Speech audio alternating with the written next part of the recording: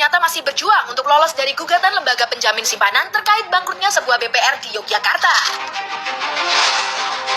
Kiprah Rektor UGM Ova Emilia di bisnis perbankan ternyata tidak sesukses karirnya di UGM. Lewat jalur akademik, Ova sukses menjadi orang nomor 1 di salah satu kampus tertua di Indonesia. Sayangnya, bisnis Ova dan keluarga di ranah Badan Perkreditan Rakyat justru gagal total dan menciptakan tanggungan negara hingga 29 miliar. Berdasarkan putusan Pengadilan Tinggi Yogyakarta, Ova Emilia tercatat sebagai tergugat dalam kasus perdata senilai 29 miliar rupiah. Dalam kasus ini, Ova Emilia disebut sebagai pemegang saham mayoritas 99,8% di Bank BPR Tripilar Artajaya. Pengadilan menyatakan bahwa para tergugat termasuk Ova Emilia telah melakukan perbuatan melawan hukum. Bank BPR Tripilar Artajaya mengalami kegagalan operasional yang mengakibatkan kerugian bagi LPS hingga 29 miliar rupiah. Yang lebih memprihatinkan, suami Ova Emilia, Abdul Nasil, juga terlibat sebagai tergugat dalam kasus yang sama. Ini menunjukkan keterlibatan keluarga yang cukup mendalam dalam masalah finansial ini. Sebagai seorang rektor, Ova Emilia seharusnya menjadi teladan dalam hal integritas dan tanggung jawab. Posisi rektor bukan hanya jabatan administratif, tapi juga representasi moral dari sebuah institusi pendidikan tinggi.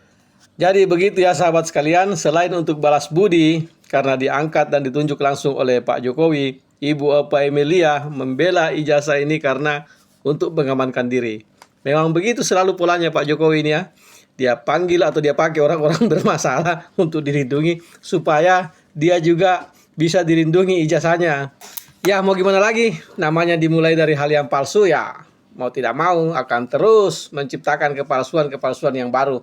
Tapi pada akhirnya nanti tempat itu tidak akan muat untuk menampung semua hal palsu itu, akan meledak juga. Tidak lama lagi, sebentar lagi kawan. Sabar sedikit lagi ya Pak Mulyono dan Ibu Ova Emilia, sabar dikit lagi. Semua akan terbongkar secara jelas dan terang benderang di mata hukum. Meskipun faktanya sekarang ini semua sudah tahu. Ijazah Pak Mulyono itu palsu. Nggak usah, mau dari mana aja, bocil aja tahu, anak TK aja tahu, dari foto aja. Bahkan saya secara pribadi tidak perlu saya melihat ijazahnya Pak Mulyono itu. Saya sudah tahu kalau itu palsu. Baik sahabat sekalian, cukup sampai di sini dulu untuk konten video kali ini. Insya Allah besok kita lanjut lagi, masih berbicara dari pinggir jurang, namun tentunya tetap dari sudut pandang yang berbeda. Subhanakallahumma wabihamdi, wabillahi taufiq wal hidayah. Wassalamualaikum warahmatullahi wabarakatuh. Tetap semangat, jangan susah, jangan lupa sholat. Ayo maju terus, pantang sedih sampai tahun penghabisan. Salam buat keluarga di rumah.